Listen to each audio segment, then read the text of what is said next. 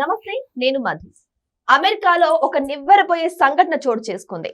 అక్కడ జరుగుతున్నటువంటి ఈ గన్ కల్చర్ వల్ల భారతదేశానికి చెందినటువంటి ఒక ఫ్యామిలీ ఆ గన్ కల్చర్ కి బలైంది, అంటే కాల్పులకు గురైంది. అసలు ఎందుకు ఇలా జరుగుతుంది, ఆ గన్ కల్చర్ ఏంటి, మరి భారతీయులు ఎందుకు దీనికి టార్గెట్ గా మారుతున్నారు అనే విషయం గురించి రోజు మనం తెలుసుకుందాం. ప్రస్తుతం మనతో పాటు ఉన్నారు సీనియర్ జర్నలిస్ట్ సిఎస్ రావు గారు. వారిని అడిగి మరిన్ని విషయాలను తెలుసుకుందాం. నమస్కారం సార్. సార్, అమెరికాలో ఈ గన్ కల్చర్ ఏంటి సార్? దాని వల్ల భారతీయులు చనిపోవడం ఏంటి? ప్రపంచం మొత్తానికి అత్యంత పెద్ద ప్రజాస్వామ్య దేశం అమెరికా. దాన్ని అందరూ ఆదర్శంగా తీసుకోవాలని చెప్పి అనుకుంటుంటారు. కానీ అక్కడ జరిగేటువంటి అరాచకాలు, ఘోరాలు ఇంక ఏ దేశంలో జరగవేమో అనిపిస్తుంది తాజా సంఘటన కనుక ఒకసారి గుర్తు చేసుకుంటే. జనరల్గా ఇండియాలో అయితే కనుక ఇలాంటివి దాదాపుగా జరగకపోవచ్చు. ఎందుకంటే ఉమ్మడి కుటుంబ వ్యవస్థ ఉంటుంది. ఒకవేళ ఏదైనా చిన్నవాళ్ళు తప్పు చేసినా, లేదంటే కుటుంబంలో ఏదైనా కలహాలు వచ్చినా వాటిని పరిష్కరించేదానికి పెద్దలు ఉంటారు, వాళ్ళు సర్దుకొని పోతుంటారు. లేదంటే కోపం వచ్చినప్పుడు ఇమీడియట్గా చంపుకోవటాలు ఇవి చాలా తక్కువ. ఈ మధ్యకాలంలో పెరిగినాయి ఇక్కడ కూడా.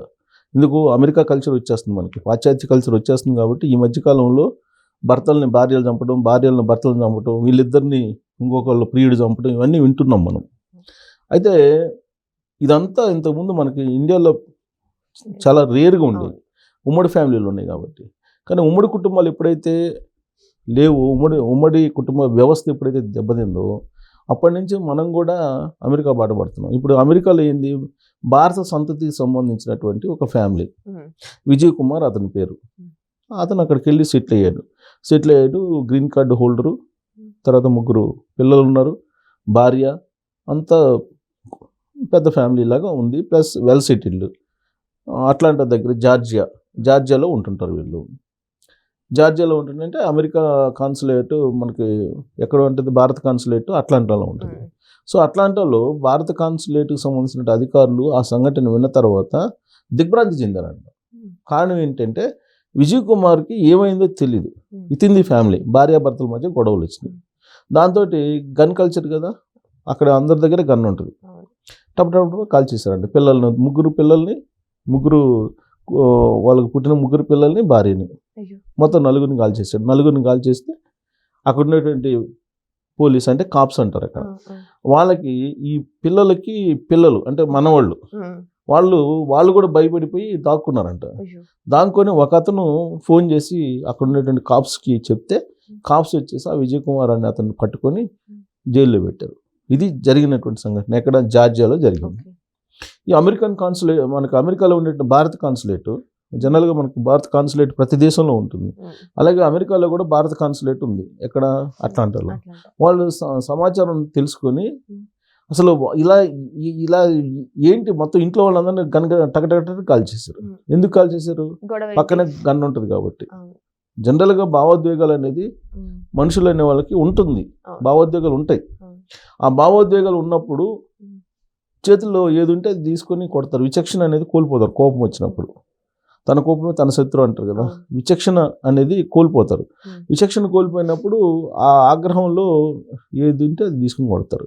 అక్కడ చేతిలో గన్నే ఉంటుంది అందరికీ, ప్రతి ఒక్కరికి. ఇప్పుడు మనం ఏ విధంగా అయితే మనం పోయి కూరగాయలు కొనుక్కుంటామో ఆ తరహాలో అక్కడ గన్స్ కొనుక్కోవచ్చు. అమెరికాలో లైసెన్స్ అవసరం, అమెరికాలో అంతే. అమెరికాలో మీకు అక్కడ సిటిజన్ అయితే అయి ఉంటే చాలు, గన్ ఇచ్చేస్తారు. అక్కడ గన్ చాలా ఫ్రీ.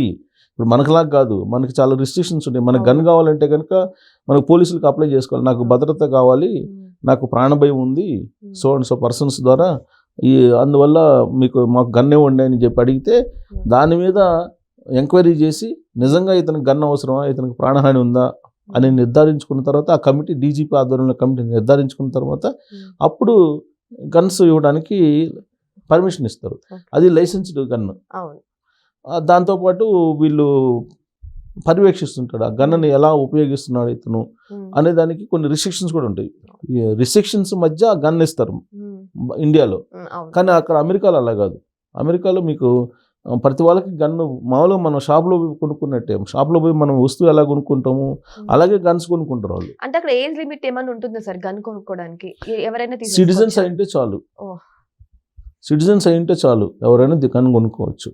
అందుకే ఆ మధ్య పిల్లల్ని కాల్ చేసేటువంటి స్కూల్లో పిల్లల్ని కూడా దాదాపు ఒక 20-30 మందిని ఒకే స్కూల్లో కాల్ చేసినటువంటి వాళ్ళు కూడా ఉన్నారు అక్కడ. మొన్న ఈ మధ్య మనకి ఇప్పుడు ట్రంప్ వచ్చిన తర్వాత 24లో ట్రంప్ జనవరిలో ప్రమాణ స్వీకారం చేసిన తర్వాత 25లో ప్రమాణ స్వీకారం చేసిన తర్వాత నీకు చాలామంది ఇండియా వాళ్ళని మనకి తెలంగాణ అతన్ని ఒక స్టూడెంట్ని ఒక అతన్ని కాల్చేశారు. తర్వాత ఇంకొక అతన్ని నడి రోడ్లో సిక్కును ఒక అతన్ని కాల్చేశారు. కాప్స్ కాల్చేస్తారు అనుకున్నది. సో అది యాక్చువల్ ఇంతకుముందు కూడా కొన్ని సంఘటనలు జరిగాయి. షాపులు ఇప్పుడు మన వాళ్ళు పోయి అక్కడ గ్రాసరీ స్టోర్స్ లేదంటే మెడికల్ షాప్స్ ఇవి పెట్టి ఉంటారు. నాకు గుర్తున్నంతవరకు అర్జున్ రెడ్డి అనేది ఒక అతను షాప్లో ఉంటే షాప్లో పోయి వీళ్ళు ఏదో డబ్బులు అడిగితే ఇవ్వలేదని చెప్పి దాన్ని కాల్చేశారు. సో అమెరికాలో ఎలా ఉంటుందంటే అక్కడ అడుక్కుంటూ అంటే మనలాగా అడుక్కోరు. అక్కడ జస్ట్ బోర్డు పెడతారు. బోర్డు పెట్టుకొని కూర్చొని ఉంటారు. అక్కడ అమౌంట్ వేయాలి. ఒకవేళ వేయలేదనుకో వాడు కోపం వచ్చిందనుకో వాడి అడుక్కునే వాడి దగ్గర గన్ ఉంటుంది. వాడు కాల్ చేస్తాడు. అదే అమెరికా డౌన్ టౌన్ స్ట్రీట్స్ అని ఉంటాయి. డౌన్ టౌన్ స్ట్రీట్స్ అని ఉంటాయి. అక్కడైతే మీకు అసలు మీకు సాయంత్రం అయిన తర్వాత ఎవరు ఎంటర్ కావడానికి కూడా అవకాశం లేదు. డౌన్ టౌన్ స్ట్రీట్స్ అంటారు. అక్కడ కాల్ చేస్తారు. ఇప్పుడు ఈవెన్ మనం అక్కడ అమెరికాలో మనం గొప్పగా చెప్పుకుంటాం కదా, మన వాళ్ళు అమెరికా వెళ్తారా? అమెరికా వెళ్ళినటువంటి వాళ్ళ సెక్యూరిటీ గురించి ఓపెన్గా చెప్పండి. అసలు మీకు కొన్ని ప్రాంతాలకు వెళ్ళే పరిస్థితి ఉండదు. అలాగే మనం సెక్యూరిటీగా ఉన్నామా లేదనేది కూడా తెలియదు ఒక్కోసారి. ఎగ్జాంపుల్ చెప్తాను. నేను అమెరికా వెళ్ళాను. అమెరికా వెళ్ళినప్పుడు అక్కడ మాకు ఉండేటువంటి మా ఛానల్కి అప్పట్లో ఒక ఛానల్కి ఉండేటువంటి ఫ్రాంచైజ్ తీసుకున్నాడు అతనితో పాటు మేమంతా లంచ్కి వెళ్ళాం. లంచ్కి వెళ్తే ఈలోపు మేము లంచ్ కూర్చున్నాము. లంచ్ ఆర్డర్ చేసాము. ఈలోపు ఎవరో కౌ బాయ్స్ లాగా డ్రెస్సులతోటి వచ్చేసారు లోపలికి. రాగానే ఇతను మాకు తెలియదు కదా అక్కడ కల్చర్ ఏంటి అక్కడ ఎలా ఉంటుందో తెలియదు. మేము మామూలుగా విచిత్రంగా చూస్తున్నాం వాళ్ళని. ఇతను ఎవరైతే మా ఫ్రాంచైజ్ అక్కడ గ్రీన్ కార్డు హోల్డర్ అతను లేండి వెళ్ళిపోతా లేండి అన్నారు. అంటే ఎందుకు ఏంటంటే ముందు మీరు వచ్చేసేయండి అని చెప్పి వచ్చేసాం. మేము బయటకు వచ్చేసాం అతనితో పాటు. ఎందుకు రమ్మంటున్నాడు అని చెప్పేసి కారులో కూర్చున్న తర్వాత చెప్తున్నారు వాళ్ళు కాల్ చేస్తారు. అంతే వాళ్ళ మైండ్ అంతే. గన్ ఉంది అక్కడ. మీకు విదేశాలు అంటే అసలు లెక్కలేదు. టార్గెట్ చేస్తారు. ఒకవేళ ఏదన్నా అమౌంట్ అడుగుతారు, డబ్బులు అడుగుతారు, ఇవ్వలేదు అనుకోండి కాల్చి పడేస్తారు. సో అలాంటి కల్చర్ అక్కడ ఉంది. అలానే ఇప్పుడు ఈ ఫ్యామిలీలో కూడా ఇది ఎందుకు జరిగింది? చిన్న గొడవలు, ఫ్యామిలీ గొడవలు. భారత సంతతి ఫ్యామిలీ గొడవలు అంటే జనరల్గా మనకి ఏమవుతుంది? జనరల్గా మనం ఏదైనా ఉంటే సమస్యలు పరిష్కరించుకుంటాం. కానీ ఇతను ఏకంగా మొత్తం భార్యని తర్వాత బంధువుల్ని కూడా అక్కడ పక్కన ఉండే బంధువుల్ని కూడా బంధువుల్ని అందరిని కాల్చేసాడు. మొత్తం ఎంతమంది దాకా చనిపోయింది వచ్చేసి? ఇప్పుడు ఇదిగో వీళ్ళు చనిపోయినటువంటి వాళ్ళు కుమార్ భార్య మీను డోగ్రా 43 సంవత్సరాలు, పెద్ద ఏజ్ కూడా కాదు. బంధువులు గౌరవ్ కుమార్, నిధి చందర్ 37 బంధువులు ఇల్లు. తర్వాత హరీష్ చందర్, ఈ ముగ్గురు భార్య, నలుగురిని కాల్చేశాడు. ఈ లోపు పిల్లలు వాళ్ళ ఇంట్లో ముగ్గురు పిల్లలు ఉంటే ముగ్గురు పిల్లలు 3 దిక్కులకు పోయి దాక్కున్నారంట భయపడిపోయి.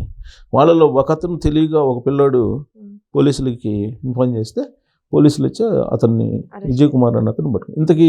ఇంత దారుణానికి కారణం ఏంటంటే ఇతని ఫ్యామిలీ గొడవలు అంట. ఇతని ఫ్యామిలీలో ఉండేటువంటి చిన్న ఇష్యూకి ప్రాణాలు తీసేసి. అమెరికాలో కల్చర్ ఎలా ఉంటుందంటే ఇలా ఉంటుంది. ఆ విధంగా కాల్చుకునే పని అయితే మన వాళ్ళల్లో మన ఇండియాలో ఉండే ఇళ్లలో 100కి 99 ఇళ్లలో గొడవలు ఉంటాయి. అవును. మరి అందరు కాల్చుకొని సావాలి. అవును సార్. మొత్తం శ్మశానం అయిపోయింది. సో అమెరికాలో ఇప్పుడు అది మన ఇండియన్ సంతతి, భారత సంతతికి సంబంధించినటువంటి వాళ్ళు అక్కడ అని ఉంటున్నటువంటి వాళ్ళు. సో దీనికి కారణం ఏంటంటే అక్కడ ఉండే gun culture. So gun culture అనేది అక్కడ ప్రతి వాళ్ళకి గన్ ఉంటుంది. ఆ గన్ కల్చర్ మీద డిబేట్స్ నడుస్తుంటాయి. తీసేస్తామని ఒక పార్టీ అంటది, తీసేమని ఒక పార్టీ అంటది. ఏ పార్టీ కూడా తీసేయడానికి ముందు రాదు. విచిత్రమైన పరిణామం. అంటే రిపబ్లికన్ కానీ లేదా డెమోక్రాట్స్ కానీ ఎవరు వచ్చినా సరే గన్ కల్చర్ని తీసేసేవారు. ఎందుకు? ట్రంప్ అధ్యక్ష పదవికి ప్రచారం చేస్తున్నప్పుడు ట్రంప్ని కాల్చారు కదా. ట్రంప్ని కాల్చితే చెవి తాక్కుంటూ వెళ్ళిపోయింది కదా. సో కాబట్టి అమెరికాలో మనం దూరం నుంచి చూస్తే కనుక చాలా అందంగా కనిపిస్తుంది. దూరపు కొండ నునుపు అంటారు కదా, ఆ టైప్లో కనిపిస్తుంది. కానీ ఇలాంటివి చూసినప్పుడు అమ్మో అమెరికా అనిపిస్తుంది. సో అమెరికా అనగానే అందరూ కూడా ఎంతో ఆనందంగా చెప్పుకుంటారు, అమెరికాలో నా కొడుకున్నాడు, అమెరికాలో నా పిల్లలు ఉన్నారు అని చెప్పేసి. కానీ అమెరికా కల్చర్ చూస్తుంటే, ముఖ్యంగా ఈ గన్ కల్చర్ చూస్తుంటే వారి ప్రాణాలు వారి అరిచేతిలో పెట్టుకొని తిరుగుతున్న ఆ ఘటన అయితే గుర్తుకొస్తుంది. మరి వెయిట్ చేద్దాం దీని గురించి అక్కడి ప్రభుత్వం ఏమైనా యాక్షన్ తీసుకుంటుందా లేదా అనేది. Thank you so much. Thank you.